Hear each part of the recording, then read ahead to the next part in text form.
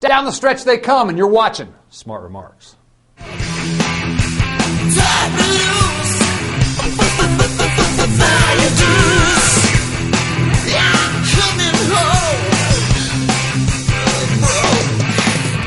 So the scapegoating has already begun.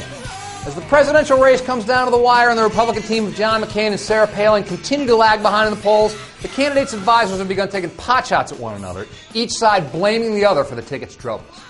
In recent days, McCain advisors off the record have called Sarah Palin a diva and a whack job.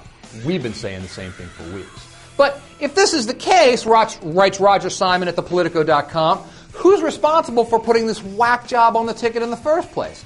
Here you have John McCain's first and perhaps most important presidential-level decision, and he picks a whack job whom even his advisors now admit have almost a zero grasp of foreign policy and other major issues.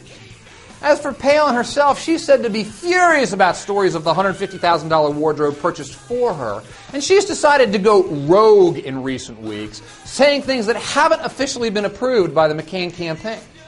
Observers suggest that she's trying to position herself now for what comes after the campaign if she and McCain lose. And the reality is here that Sarah Palin is ambitious, every bit as ambitious as the Clintons.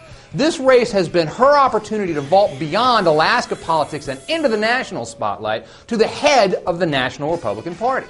Some conservative pundits have even said they'd like to see her at the top of the GOP ticket in 2012. Oh, please, please, please. What insight into Russian actions, particularly in the last couple of weeks, does the proximity of the state give you?